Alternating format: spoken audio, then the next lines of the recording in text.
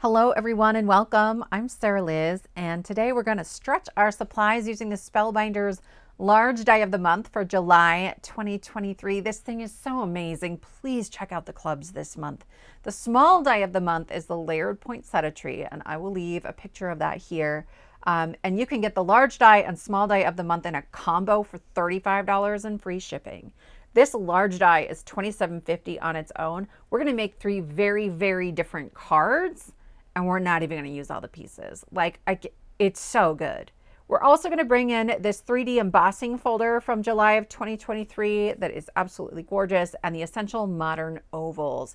We're going to skip the three largest, and so we'll use 4 and 5 from the largest. This is the first card we're going to make. It's a pretty simple. You could mass produce this card if you wanted to. So that's going to be my goal as we go into sort of holiday cards. I promise it's not all holiday cards from here until December, but I love Christmas more than anyone you've ever met. Like, I'm a gifter and I like making handmade things for people, and I can't help myself. So there's going to be a lot of videos this month, and just there's a lot of Christmas, but not only Christmas, I promise. And I will settle back down a little in August. So I am going to run this through my embossing folder. I just added some dark purple ink around the edges. Look at how pretty that is. It's so pretty. So I am bringing in some lunar paste. This is slippery when wet, and I have a domed foam that I don't clean off.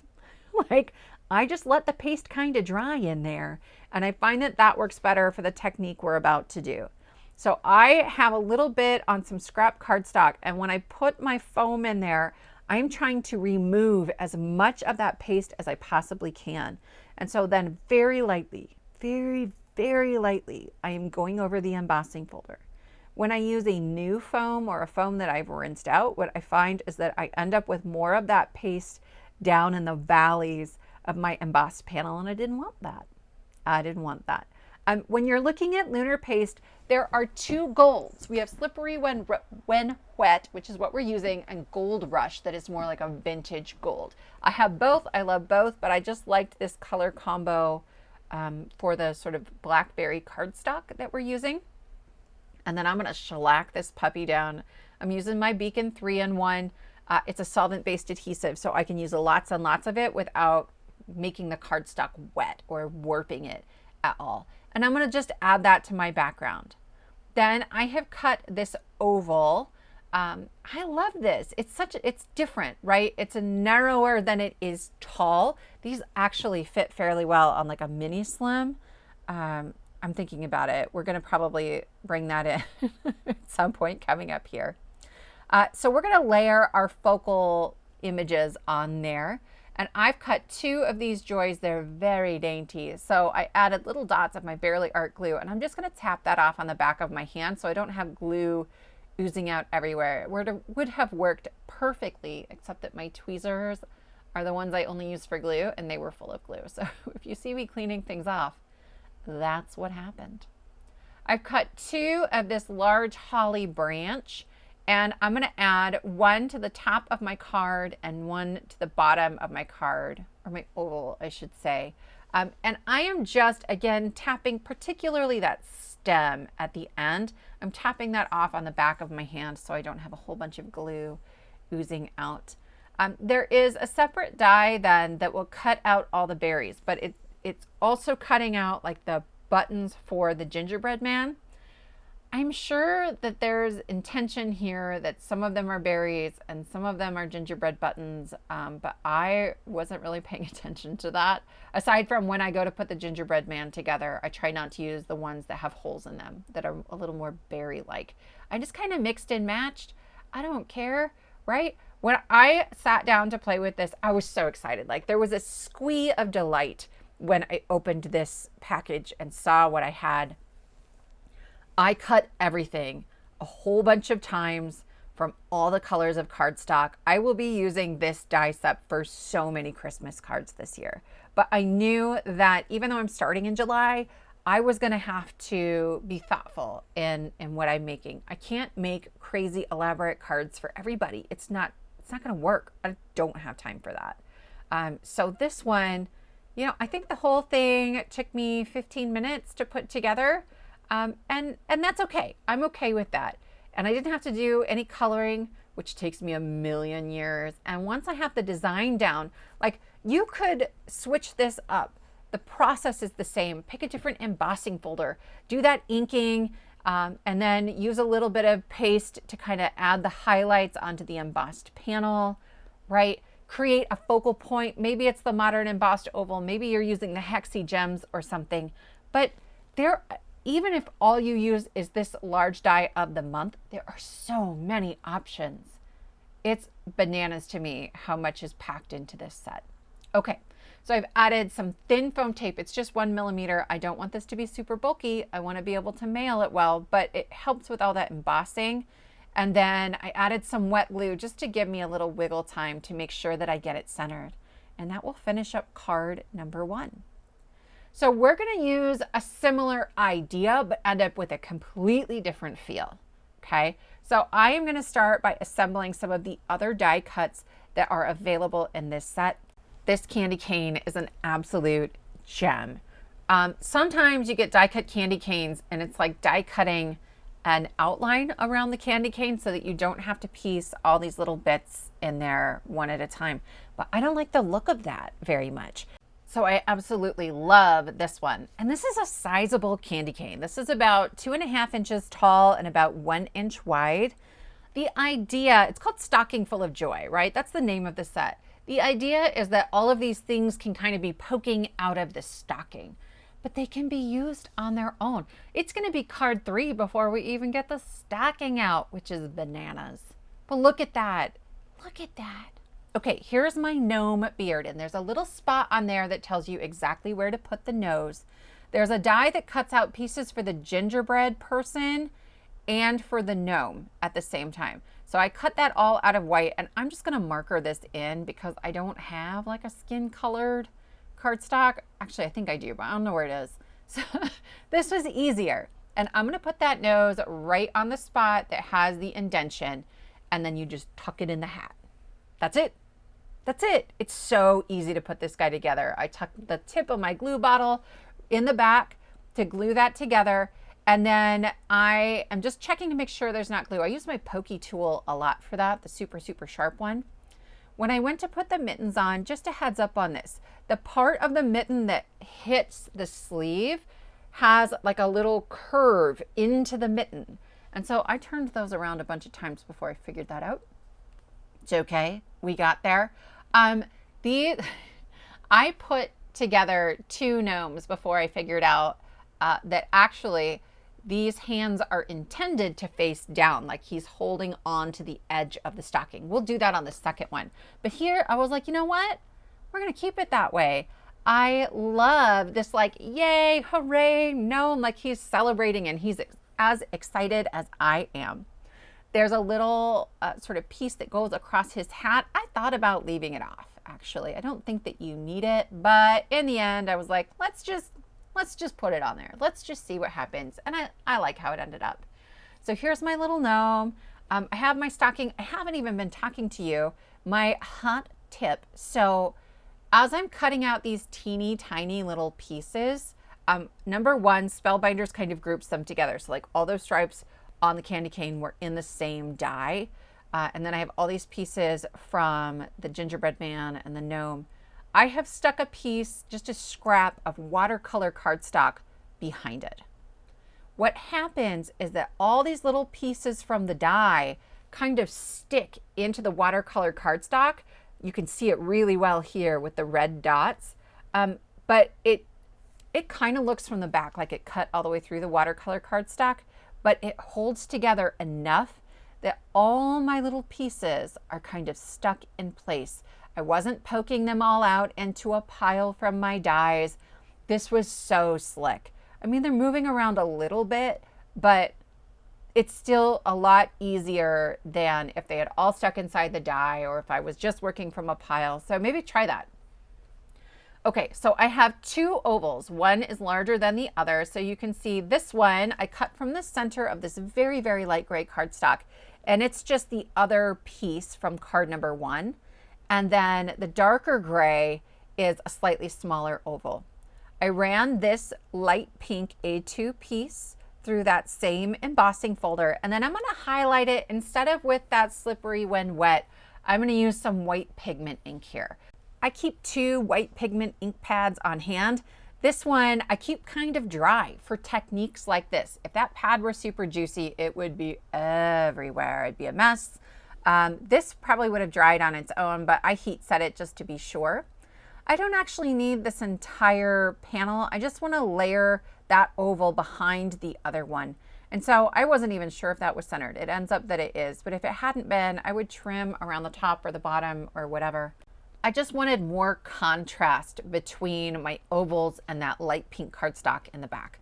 So I'm going to put a little bit of glue around the outside edge of the larger oval, and then I'll wiggle that darker gray piece until it's centered behind there. Again, mine ended up kind of fitting perfectly. It was just shocking, but just trim it off if it's not.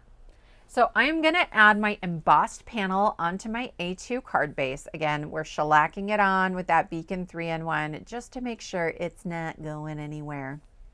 By changing up the colors and then by using the reverse of the oval, we're getting a really good start on a completely different look from the same embossing folder and die set, right? Every month with these club kits, my top picks are going to be the 3D embossing folder, the large die, and the small die of the month. Okay, so now you can see I have just that little bit of embossing peeking through. Did you need to emboss the panel? Not necessarily, but it's easy enough, and it adds some extra interest that I love. I'm going to add my gnome just to the very bottom. We're going to end up popping up this panel, but I'm holding it over my pink panel kind of as I'm working along, because I want some pieces stuck to the frame and I will glue other pieces to that embossed panel. So here I'm just gonna put that candy cane where I want it and lift up little pieces at a time. I love the Bearly art for this because I have that fine tip bottle, and I'll just tuck it right in there and add my glue. Once that dries, it is good and stuck on there. It's not going anywhere. And that works really well for me. You guys, this gnome, tell me in the comments below, are you a gnome person or are you an anti-gnome person? From Craft Roulette, I have figured out that not everybody loves gnomes as much as I do. That's okay. I love you anyway. If you don't like the gnome, then put like the gingerbread man or something down there. I have added my holly leaves with its berries to the background panel, and you get 2 ornaments that go with this set. I love these ornaments. I love them so much. Here's the thing. There's another set, just a small set called Holiday Decorations that has the same ornaments. I bought 2 of that, and it cuts out 3 of these like swoopy ornaments and 3 of the circle ornaments all at the same time. It also has snowflakes and stars and all kinds of other stuff in it. You get 2 of them in this set. It's like they jam-packed as much as they possibly could in here. And I appreciate that so much. Seriously, $27.50 for all these different pieces. I can't even. I feel like I'm late to the large die of the month game. It's such a bargain. It will probably be available after the month is over, but the price goes up a bunch. They're like $40. So if you want it, I would get it in July. Okay, so I have added foam tape around the edges behind my gnome and behind my candy cane, and I'm using a little bit of wet glue just to make sure I have time to wiggle it into perfect position, right? I've added my ornaments onto the holly. I'm creating my little scene. This was an unexpected card. I sit down to create. I have usually already die cut all the pieces out, and I've made a plan in my head. I'm gonna make a card that has, you know, these holly leaves. Like the first one, I kind of laid everything out ahead of time. Otherwise, I'm editing 10 hours of footage. This one I didn't. This one I was just playing, and it might be my favorite. It might. This is the Sunday Drive stamp set. It's my most used stamp set, period. Any brand. Because it has a sentiment for every occasion. And this Merry Christmas, there's something about this font that I really, really love, and it's just small. I didn't want to add a huge something. I could have put the joy on there, but this is a little more whimsical than joy, I think. So we're going to heat emboss, just use some white embossing powder and some red cardstock. Look at that. Look how pretty that is. It's not just a block font. I don't know. There's something crisp in the lines of it. I trimmed it out just, you know, as tight as I could because I want to find a little place to nestle it.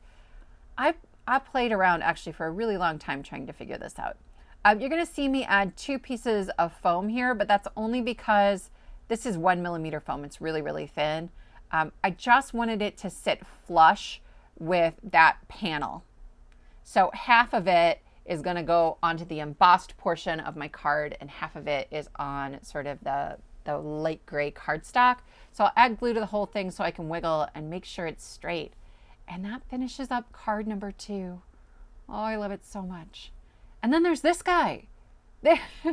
So the stocking is like the key element of this die set, I think. But here we are, saving it till last. I assembled a gnome like I did before with the yay hands. And here we're going to rip his arms off. I decided that I wanted his arms facing down. For now, we're just going to remove them and then we'll figure that out later when we're a little further into this. And we're going to start by assembling this gingerbread man. The piece I have cut here out of some craft card stock has little embossed indentations to show you where to place everything. I cut the mouth out just from that white cardstock and I used a marker to color it in red. And then I'm adding glue where I have those little impressions.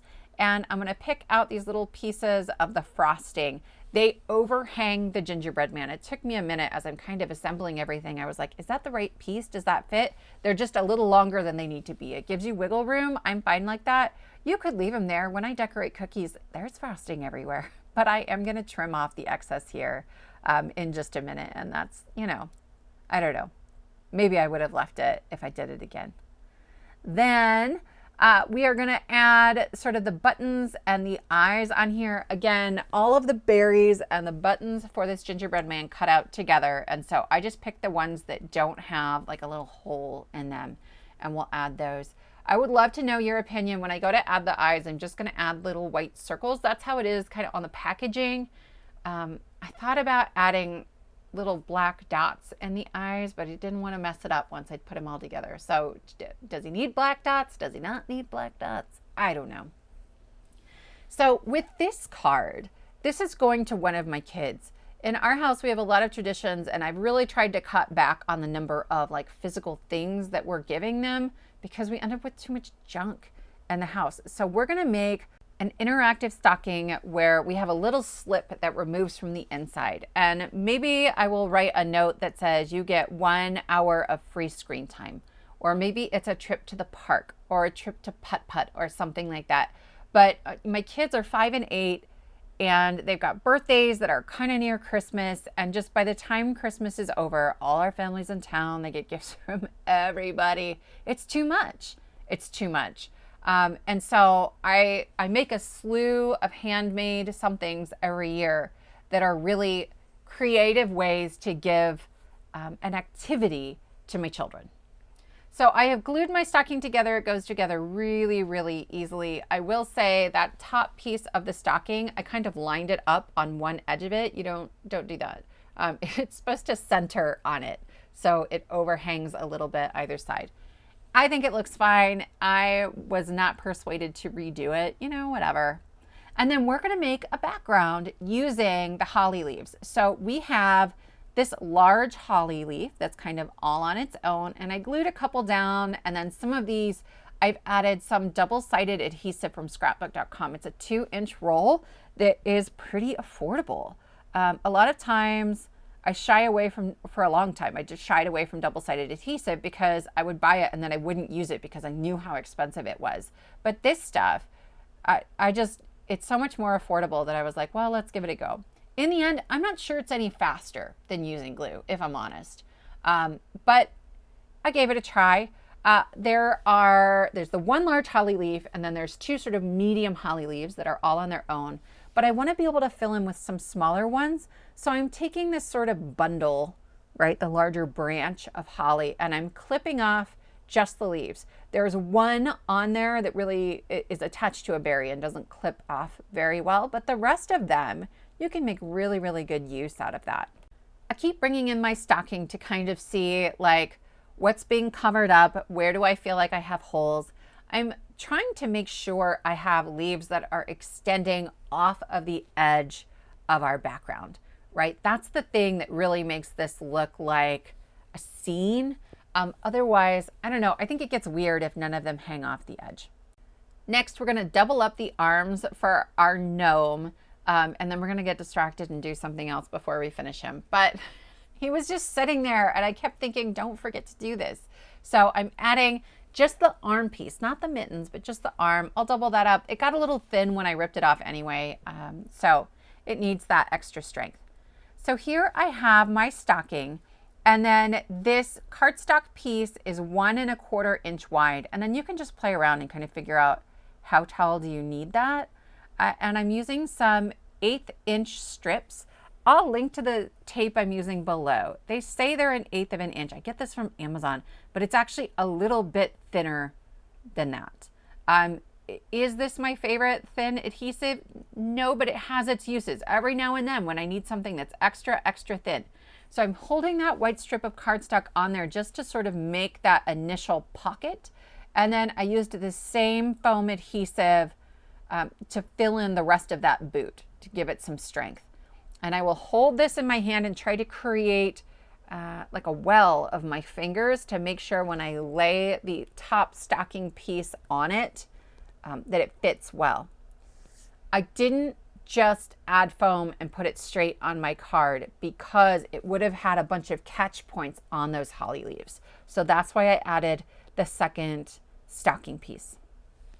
Now I'm using the stocking to kind of figure out where I want my pieces. I didn't put any foam up in that white glitter spot.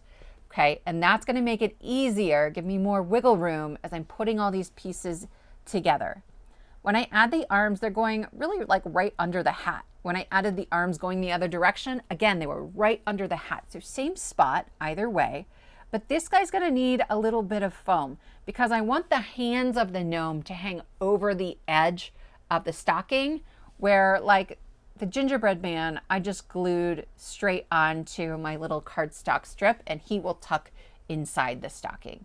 So, you know, this took a little wiggling. You can't just like shove that piece down into the stocking because you will find some catch points, but as long as you're moderately careful, it works just fine. So I am using the Christmas Magic hot foil set here from Spellbinders, and I am just gonna hot foil this little piece that says, "Open Me." There are tons of phenomenal little sentiments in there. There's a do not shake, just keep wrapping, love from all of us, just what you wanted, I almost kept this, passably sacks. Like it's got some really sweet ones and some little snarky ones, and I love, love, love that. And then this is the everyday sentiment set that has some banners, but any like, I don't know, sentiment strip die set would work here. And then I'll just cut the excess off the ends to add that to our stocking. I'm giving it to my kids, like they know if I handed them something, it's gonna pop up or open up or have a pull tab or it's gonna explode. They just expect that from me. But just in case I give it to someone else, probably not, there's an open me, right? That gives them sort of a clue of what they're supposed to do with that. So I'm gonna add that right to the center of my stocking. I glued the stocking down just with some wet glue. And now I'm just looking to fill in any places where I think maybe we needed a few more leaves, right?